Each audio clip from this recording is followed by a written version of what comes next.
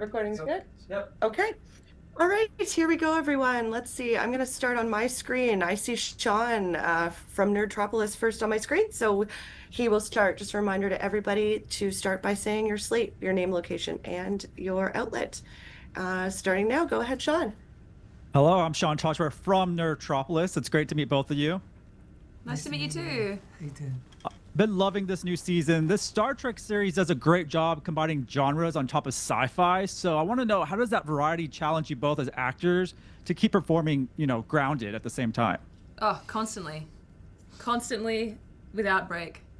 Yeah. I feel like we're always like, whoa, okay, we go this way and we go this way. But it's also just like such a gift as a performer to have that variety and the constant challenge. It keeps things so fresh, and you're constantly discovering new things about your character and yourself, I think. Yeah. Exactly. You think you know your character, you think you've got it down, and then they put you in a completely different scenario in a completely different genre, and you're like, "Oh right, okay, I don't know what I'm talking about."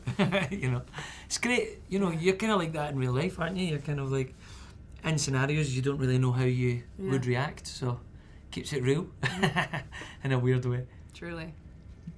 Thank you.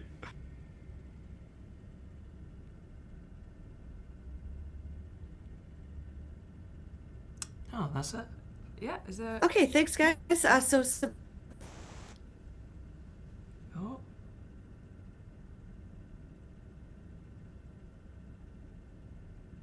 We're just waiting on our cue. Okay. Sorry, guys. Just an internet lag there. Sabrina, you are next for your question. Jumping in here. Hi, I'm Sabrina from the Sci-Fi Sisters, and love this new season. Good to see you again, Jess. Hello, nice to see you too. I have a fun question. So, if you were able to just see anyone else's holodeck files secretly, either cast member or crew member, whose would you pick? So can you clarify something for me? Is a holodeck file like what a person has asked What their to personal, do? what they they've done in the personally want to holodeck? do in the holodeck. That's what I'm asking. Ooh. Oh. Like anyone in the world, or do they have to be in our show? No, somebody on the ship or Okay. somebody on your cast. Okay. Well, I think Spock's would be quite boring. Yeah. It was something to do with logic, so not him. I can tell you, I wouldn't want to see him. Who else? I was gonna say You guys are Lance. being way too What? tough on yourselves. Maybe Sam Kirk. I feel like he's hiding some cheeky stuff. He's up to Cheeky something. Yeah, see a dark side. Yeah. Let's see what's he hiding? That He's guy's up to too something. nice. There's something in there. Yeah. Yeah, him. Great Oi. idea. Sorry. Just stole yours. No, I'm in agreement. All right, good. Great. like it. And your colleague, Tamia? Hi, Tamia Harper from the Sci-Fi Sisters. Great to see you guys. Nice to meet you. So I'm wondering, just your character, we've had this beautiful arc of growth with her. And I'm wondering in season 3, what you're particularly proud of in her growth. And Martin, for you, like we're just meeting him. What ways do you hope he'll grow throughout this season? Ooh, okay. Do you want to go first or do you want me to go first? Yeah, I'll go. You go. What I'm proud of in Chapel's growth in season 3.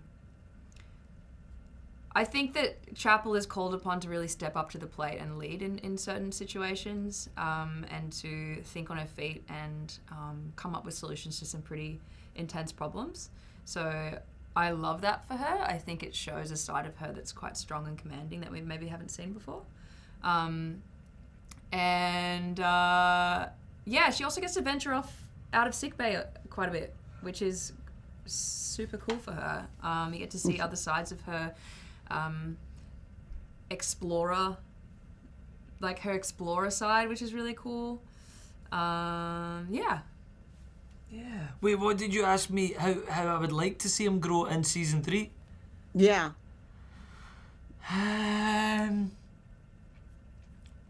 See, what I would like is for him to stay as grumpy. I want him to be grumpy, right? Because I find that really fun to play. But what I want probably isn't what everyone else wants. You know what I mean? Or what's good for him. What would be good for him is if he could, like, you know, not be as much of a kind of control freak about things and not show off. But no, I think I want to see the grumpy side. I think I'd like that too. Thanks, you guys. Thank you. Okay, great. Let's have Joshua next. Hey guys, Joshua Maloney, Niagara Tribune Sentinel. Thank you for your time today. Appreciate it. My question is for you, Jess. I got to say, your work from episode 1 has really been stellar. So I was thrilled to see you have such high-profile storylines in season 2. You know, I got to ask you though, to know that your character is in a relationship or trying to be in a relationship with someone who is arguably one of the most well-known characters, not just on screen but in the world. How do you wrap your brain around that? How do you handle knowing the fact that the world is watching you, your character, have a relationship or try to have a relationship with Mr. Spock? Well, I hadn't thought about it until you said that, so thanks so much. I'm just going to go and cry into a paper bag now.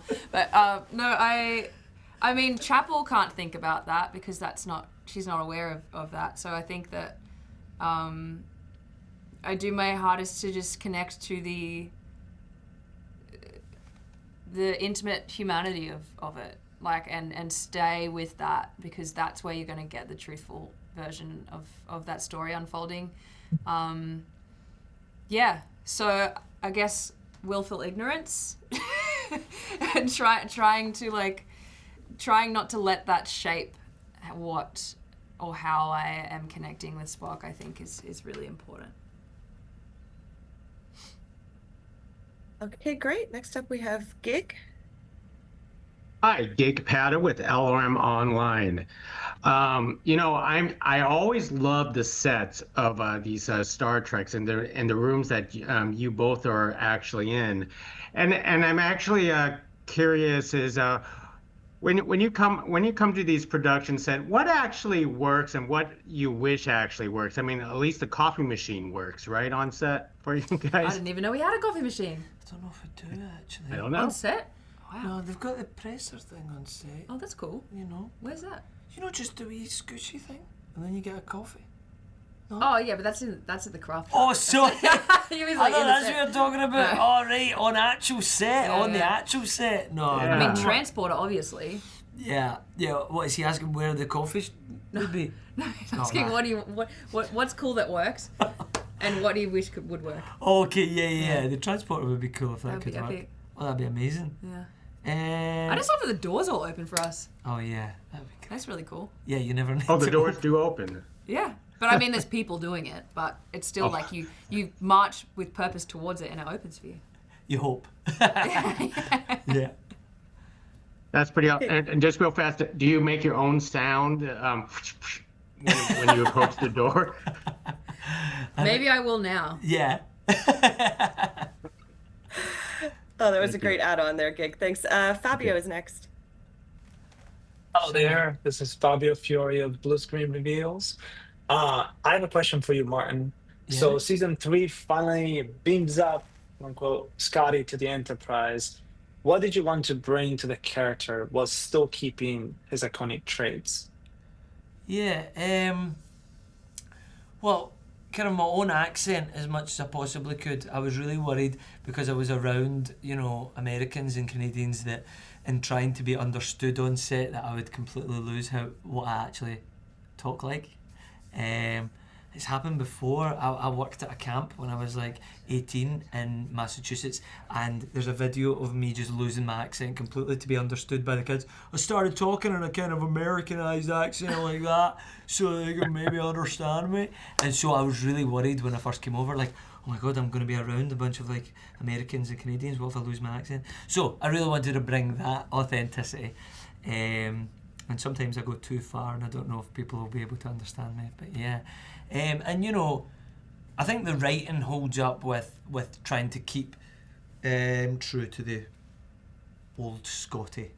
I don't need to worry too much about that. I feel like the writers have kind of got me covered with that, you know what I mean? Well, thank you so much. Thank you. Okay. Thanks. Vanessa's next. Hi, Vanessa Armstrong with Reactor Magazine. And Martin, just to follow up on that, so obviously Scotty's new on the ship. Can you talk a little bit about how Scotty feels about and interacts with Carol Kane's character? What Scotty thinks about it? Yeah. Yeah, I mean, I think he finds it so annoying. Like, he's not able to spread his wings because he's got this teacher breathing down his neck, or, you know, not teacher anymore, but she was his teacher. And so, I mean, it's kind of like, you know, if you like, my big brother had it when my big brother went to uni, and he was so annoyed when this guy who he went to high school with went to the same uni course, and he was like, great, now I can't be myself, now I can't start afresh, there's someone always there who remembers how uncool I was in high school. Not to say my big brother was uncool, but I'm just saying that's how Scotty feels about Pelia, you know what I mean? He can't be his own person. She's breathing down his neck all the time, and always very critical of him, which is frustrating. But, you know, there are lessons for him to learn, and maybe he should kind of listen up. Thanks. No worries.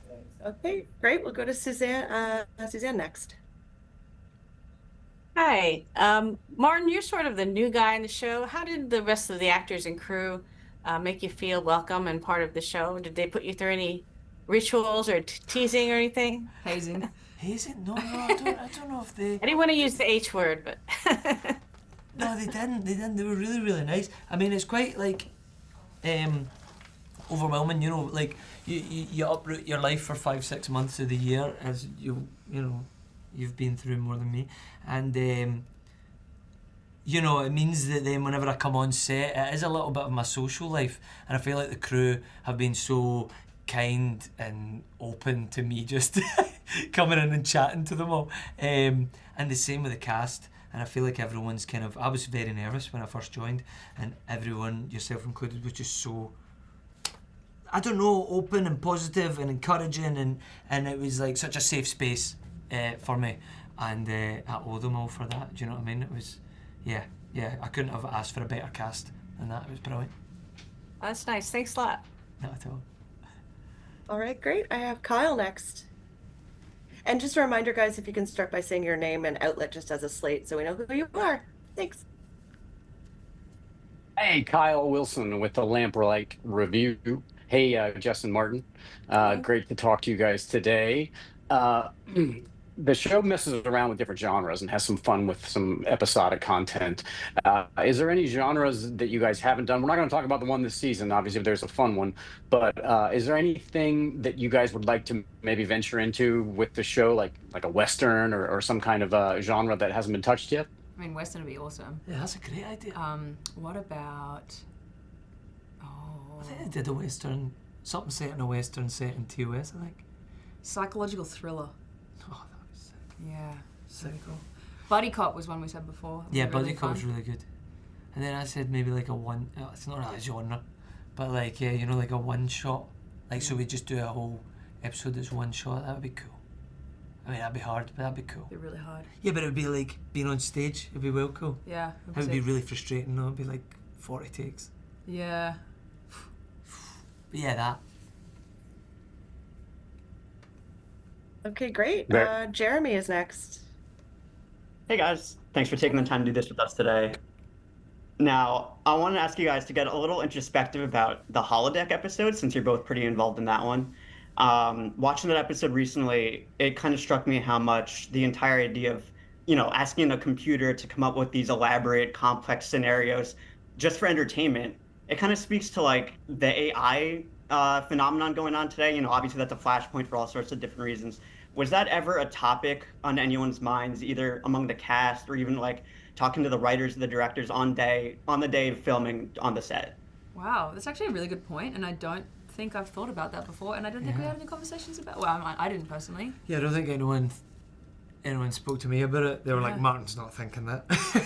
But I should have been. That's a great point. Yeah, it's actually a really good point.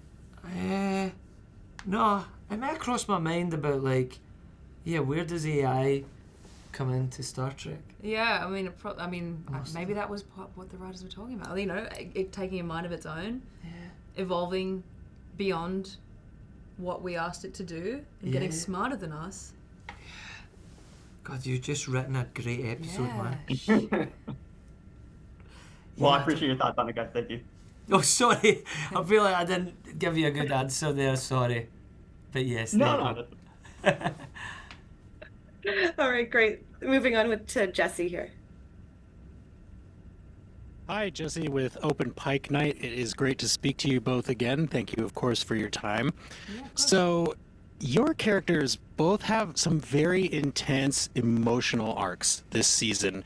How much do you talk about that off screen with your co-stars? Like, do you help shape each other's performances, or is it more of a personal script exercise? My experience is that it's been very personal. I think, you know, we on the day, or if there's like something particularly complex with one other actor, you might sit down and or like meet up for a coffee and really talk about what's going on. But largely, I think it's quite personal. Everyone's process is very personal to them. Yeah. What's your experience of that? Yeah, I think so. And particularly with emotional stuff, I don't know, I get a bit weird about it. Like, I feel like I don't want to break the magic sometimes. Like, you know, when you're reading a book and something moves you and you're kind of surprised at that, being moved by it, it's like I almost don't want to stranglehold whatever that feeling was. And so sometimes I don't like talking about it too much. I don't like, because if I intellectualize it too much, it doesn't work. Yeah, so I kind of like to keep it a bit mysterious. It's usually if I'm really struggling with a scene, then I would want to talk about it loads. If I feel something, I'm like, okay, don't think about it too much. Yeah. I don't know if that's much of an answer for you, but yeah. No, it's great. We love the process and we love the show. Thank you Great. again. We'll go to your colleague Cameron, and that is our last one. Right, Cameron from Open Pike Night as well, the podcast. A lot of podcasters here. A lot of Star Trek actors have gone on to do podcasts. You know, Case McFadden, Anson Mount, Garrett Wang. If you were to do the inevitable Strange New Worlds podcast years down the road, which castmate would you like to be your co-host? Ooh. Celia. Good choice. Or you. Oh, stop it. See, now I've got to say it back. No, you'd be good. I feel like we've done really well today. Yeah, I think we have done. There's something here. There's something here. We should do this. If I wasn't to pick you, I would just say Carol. Yeah, she'd be a hoot. Yeah, she'd be great. And the stories she can hit out with, man, it's mad. Oh, yeah? She's just like worked with so many amazing people. Yeah, truly. It's just amazing. And yeah, I feel like though I would be pretty silent throughout the whole time. Like I would just be interviewing her. Just like, go on. Yeah, just go on. Each episode is just like, who else have you met? Because genuinely I feel like that's what I feel like when I'm talking to her. I'm like, I don't have any good stories for you, Carol. Yeah. Yeah, Carol. But in second place, you're first. Oh, thanks so much. Thanks. I'd listen to either of those shows. Thank you. Thank you. All right, everybody got their chance, right? That's great. That's our 20 minutes, guys. Thank you all for being here. Thank you. Thank y'all so much. It was a pleasure. Thank you. Feel free to just go ahead and leave the room whenever you're ready. Okay.